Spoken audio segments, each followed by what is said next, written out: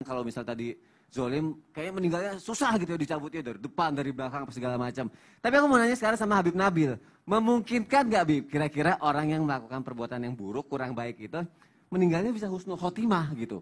Kalau misalnya memungkinkan nih ya, apa yang menyebabkan? Karena ikhtiarnya atau memang karena qada dari Allah? Mohon penjelasannya Habib Nabil. Baik, izin Ustaz Syam, Ustaz Maulana, Ustaz Syam semuanya. Hadirin wal hadirat yang dimuliakan Allah Subhanahu wa taala. Lalu bagaimana kalau misalnya orang yang dia melakukan perbuatan buruk ya, kemudian apakah kemudian matinya su'ul khotimah ya.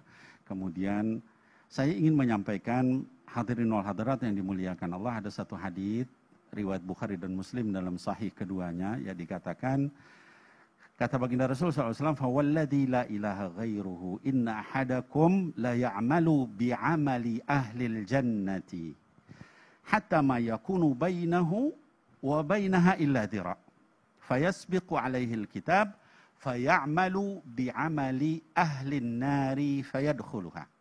Ini mengerikan. Jadi kata baginda Rasul SAW, ada seorang hamba ya, yang dia itu beramal dengan amal ahlil jannah, artinya kerjaannya dengan perbuatan amal yang soleh begitu Mas Ani, ya terus gitu dalam hidupnya.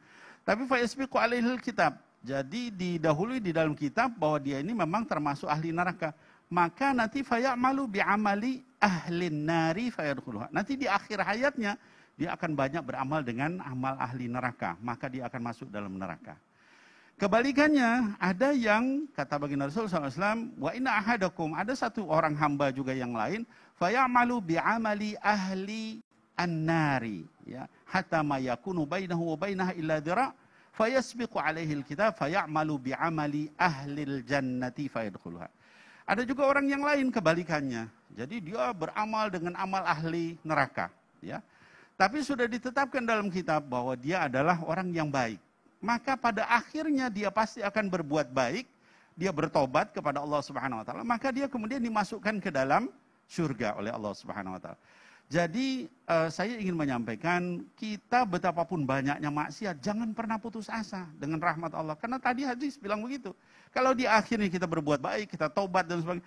Bahkan dalam hadis sahih lain dikatakan ada seorang membunuh 99 orang, ya. Bayangkan bunuh 99 orang, lalu banyak kemudian ya apa saya diampuni katanya kan. Ya lalu dibilang nggak diampuni, dibunuh lagi sama dia jadi 100 gitu kan. Akhirnya terus disampaikan satu orang, lalu kata orang itu, diampuni asal kamu pergi ke satu daerah yang jauh dari tempat kamu. Maka dia pergi, tengah jalan dia meninggal.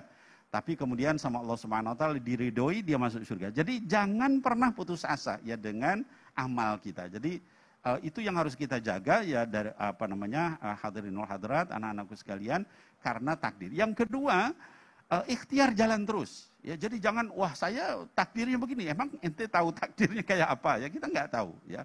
Tadi Ustaz Maulana sampaikan ada orang yang husnul khotimah, cirinya apa? Orang mati syahid ya. Mati syahid banyak jenisnya tadi dikatakan. Yang kedua, orang yang akhir katanya la ilaha illallah. Man akhira kalamuhu la ilaha illallah dakhalal jannah. Barang siapa yang akhir hidupnya mengucap la ilaha illallah, dia masuk surga, kata baginda Rasulullah SAW.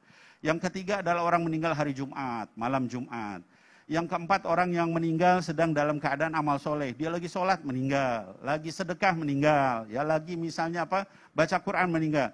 Nah lalu apa cirinya orang su'ul khatimah? Mati dalam keadaan syirik, mati dalam keadaan munafik, mati ke dalam keadaan dosa yang besar, itu mengakibatkan su'ul khatimah. Demikian Mas Ani.